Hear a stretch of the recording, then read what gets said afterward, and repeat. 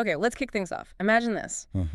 You're involved with a small organization, maybe a ministry, it could be a department you run, and, well, it's successful, sort of. I mean, the lights stay on, right? Bills are paid, people have jobs, you've kept it all going for years. But there's this quiet feeling, maybe a dread, that you haven't really grown. Not in influence, not in leadership. You're maintaining, but definitely not moving forward. Yeah, that feeling. That's what we're talking about today. It's what the source is called the survival trap. And it's key to get this. It's not like some big dramatic failure, no burnout, no collapse. Okay. It's more like a flow arrest, life being stopped by just maintenance.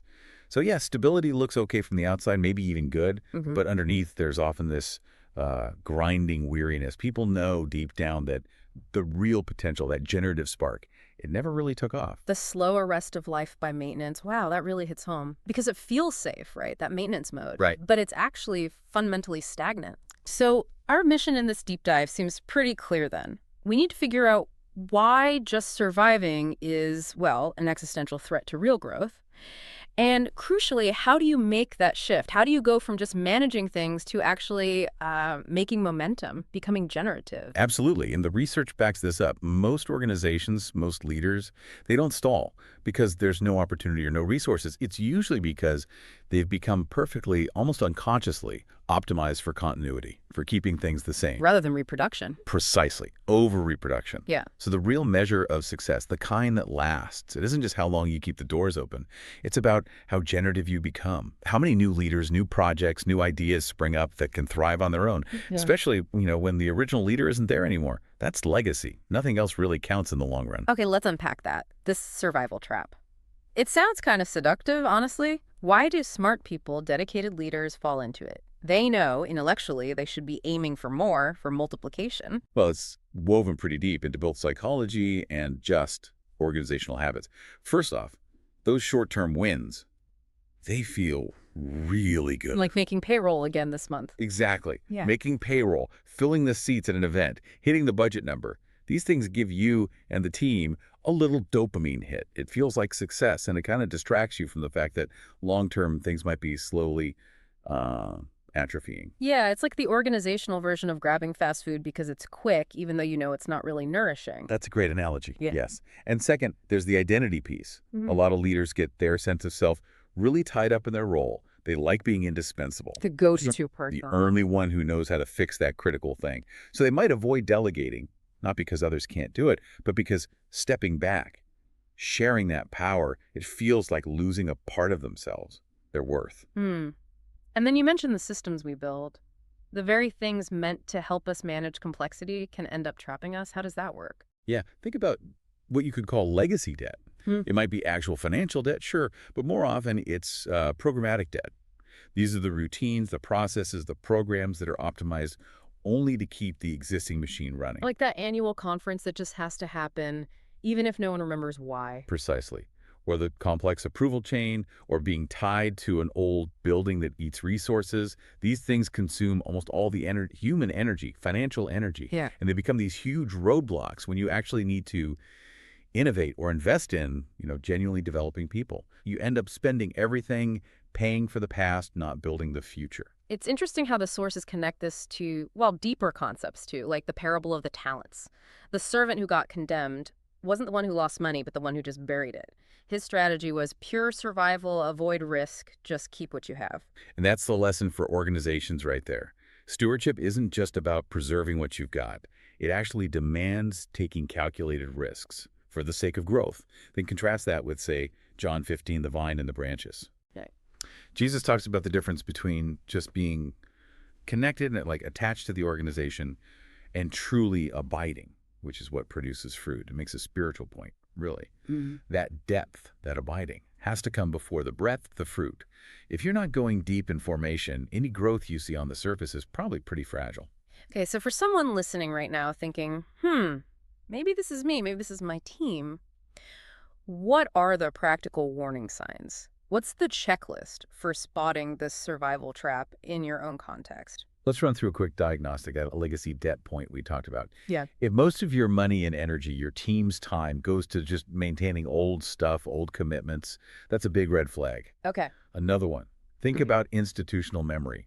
Who holds the critical knowledge? If it's only one or two people, and if they're out sick or on vacation, everything grinds to a halt, well, you've got a massive single point of failure. I imagine that's incredibly common in smaller nonprofits or teams, usually the founder, maybe one key administrator. Very common. Also, look at your calendar, your team's calendar. Do people equate being busy with actual progress? Think about your meetings. Are they purely operational, just logistics, updates, tasks? Or are they genuinely formative, focused on developing the people in the room, their skills, their character? Ah, okay. Operational meetings maintain, formative meetings multiply. You got it. And related to that, is your training transactional, just how-to stuff? Or is it transformational, focused on who people need to be to lead well? That's another symptom. And finally, the metrics. What are we measuring that might be keeping us stuck? Survival mode loves simple counts. Attendance figures, download numbers, dollars raised, they're easy to track. But if you're only looking at those and you don't have any indicators of depth, like how many leaders did we actually raise up and empower this year? How many times did we successfully replicate a key program? If those aren't tracked, you've built a system that values continuity over generation. Okay, so we've kind of diagnosed the illness here. How do we start the treatment? Moving away from that fortress mentality you mentioned, the sources talk about a big mindset shift. That's exactly right. If survival is like building a fortress, high walls, keep everything safe inside, keep threats out, focused on retention, then multiplication is more like cultivating an ecosystem, or what the sources call orchard thinking. An orchard instead of a fortress. I like that. Yeah, think about it.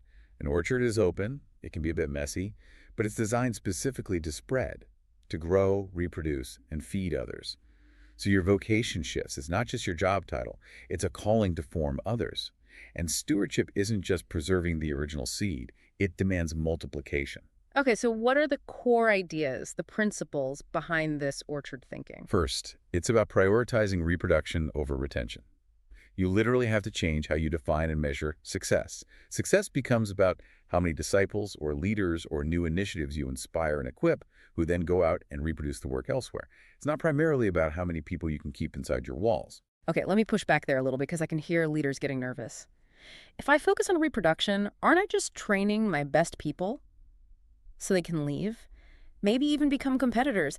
Isn't that turnover a huge risk to the stability I fought so hard for? That is the core fear the survival trap feeds on. And the answer is, well, it depends on your identity.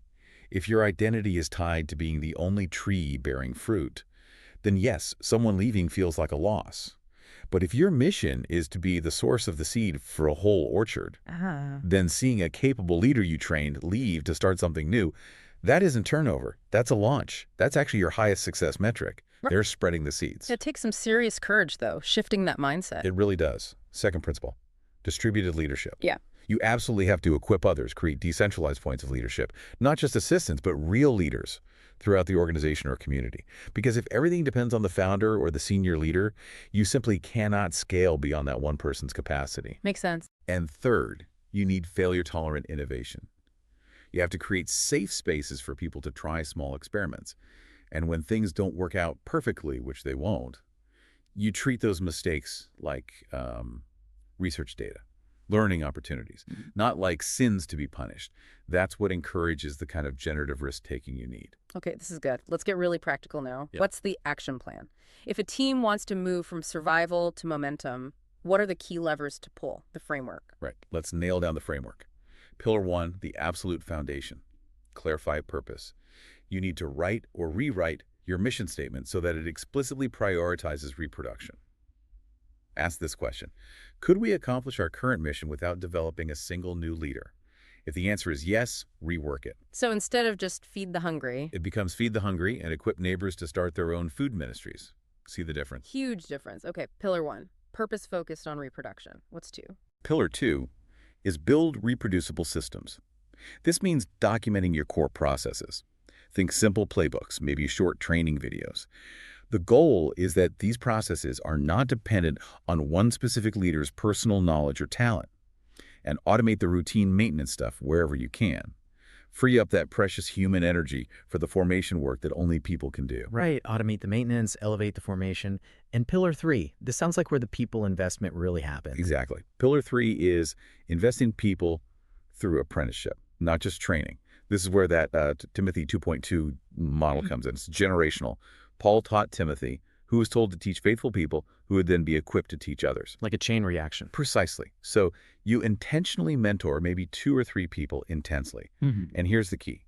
You require them, as part of their apprenticeship, to start mentoring others. And this isn't just shadowing someone. It needs to be a real apprenticeship, maybe 6 to 12 months, with actual measurable responsibility handed over. That phrase, actual responsibility, feels crucial. That's where the learning really sticks, right? When you actually have to do it. Absolutely. Otherwise, it's just theory. Okay, so that leads to pillar 4, which is about measurement again, but shifting what we measure. Measuring depth. How to do that practically? Pillar 4 is measure depth, not only breadth. You have to complement those simple attendance downloads with real depth metrics. Track the number of leaders you successfully raised and launched. Track how many replication events you ran. And crucially, introduce something like a reproducibility score. Reproducibility score, how does that work? It doesn't have to be complicated. It's just a way to assess how many of our key organizational systems like running a service, handling finances, onboarding new people, could someone who isn't the founder run effectively, say, at 80% competence using only the documented playbook or system. If that score is low, you know your systems are still 2-person dependent. There's a great composite story. Pastor Maria, her church, stuck, about 120 people for years. And she was doing everything, sermons, building issues, you name it, classic survival trap. Okay. So she realized this, shifted her mission internally to forming leaders who form leaders, picked 2 apprentices, handed them real keys. One got youth ministry, the other community outreach. And she actually created those simple playbooks for how things run. Okay, so fast forward, say, 18 months. What happened? Well, attendance didn't skyrocket. It was maybe 125, 130, pretty similar. Fair. But the depth metrics, totally different story. Community outreach had doubled because it wasn't bottlenecked by Maria's personal bandwidth anymore. And that reproducibility score, it went from maybe 30%, basically just her, up to 75%. Wow. And the biggest shift was for Maria herself. She was now spending maybe 70% of her time on vision, on mentoring these leaders and others, not stuck in day-to-day management. She proved the system could sustain itself, even grow, without her carrying the entire load. She shifted from being the bottleneck to being the catalyst. That's such a powerful example. It shows the transition from just fragile activity to a really firm foundation. But let's be honest, making this shift involves pain, doesn't it? Pruning things back is uncomfortable. It sounds like you need a solid theology of struggle, as the sources put it. Oh, absolutely. You have to. Yeah. If you go back to John 15 again, it says, every branch that does bear fruit, he prunes. Why? That it may bear more fruit. So this idea of a theology of struggle suggests that the necessary difficulty, the pain of cutting things back, that pruning it, isn't punishment. It's actually a loving intervention. It's aimed at more abundant life down the road. It's God, or maybe just wise leadership, cutting away the comfortable stuff that's actually sucking resources and holding back your true potential. Okay, so if we know we need to embrace that pruning, even though it hurts, what helps with those common psychological roadblocks? You mentioned the fear of irrelevance earlier. What happens when you delegate your core role? Right, the fear of irrelevance. The remedy there is partly practice making small sacrificial risks daily, delegating something small, trusting someone else. But it's also deeper. It's about consistently grounding your identity, not in your title or how indispensable you feel, but, well, for people of faith, in Christ. Or for others, in purpose beyond the role itself, and for that controlled addiction, which is super common when systems feel fragile. Yeah, the urge to just jump back in and fix it yourself. Exactly. The remedy there is usually a negotiated staged release. Don't just toss the keys to someone and hope for the best. Delegate maybe 10% of an area first. See how it goes. Coach them. Then maybe 25%, then 50%. Reassess at each stage. Yeah. Build confidence, yours and theirs, in the system and the person. But what about the messiness? Practically, when you delegate to someone who's maybe 80% ready, things won't be perfect. There will be hiccups, administrative fumbles. How do you resist that urge to snatch the task back? Ah, that's the crucible, isn't it? That's the real test of whether you've made the shift. You have to commit to coaching through the messiness. Instead of taking it back, the question becomes, okay, what did we learn here? How can we improve the playbook or the process? The goal has to be improving the system and developing the leader, not achieving immediate short-term perfection. If you demand perfection right away, you'll just stay the bottleneck forever. Sticking with the gardening idea, the research talks about the seedling principle. What's that telling us about sustainable growth? Yeah, the seedling principle is basically this. Long-term sustainable growth depends less on the quality of the seed itself the core idea, the gospel message, whatever it is, and more on the quality of the soil it's planted in. The environment around it. It's exactly Okay. the internal climate, the practices, the culture. So cultivation needs what the sources call nourishing rhythms, things like intentional Sabbath, regular mentoring, maybe a shared rule of life. These build the spiritual and relational chemistry. And it also needs a protective and expansive ecosystem. That means distributed leadership, safe structures that allow that little seedling to root deeply first and then eventually spread wide, to become that orchard, not just stay a fragile little plant in a pot. This has been incredibly helpful, really clarifying. If I were to boil it down, the biggest threat to our leadership, to our organizations, isn't some spectacular failure. It's just getting stuck, that slow, soul-sapping survival mode of maintenance. So And the way forward, the path to real momentum, is intentionally choosing reproduction. It means rigorous apprenticeship focusing on people and measuring the depth, not just the superficial breadth. that really is the core truth that can set leaders free from that trap. Maybe a final metaphor. Think of two gardeners. Both get identical plots, already fruitful. The first gardener waters only the original plants, prunes them perfectly, keeps the soil exactly the same. That gardener survives. The plot looks good, but it never gets any bigger. Okay. The second gardener also tends the soil, but saves seeds. Teaches three neighbors how to plant their own plots. Experiments with crop rotation. That gardener doesn't just survive, they cultivate an orchard. Their seeds end up feeding a whole village long after that first gardener's single plot hit its limit. Which garden are you growing? That really is the question, isn't it? So let's make this immediate for you listening. Here's the challenge. What's one single program, one responsibility, maybe even one regular meeting you attend that you could stop, retire, or delegate this week? Something you could prune back to free up energy and resources, specifically for an intentional act of multiplication. Give that some thought.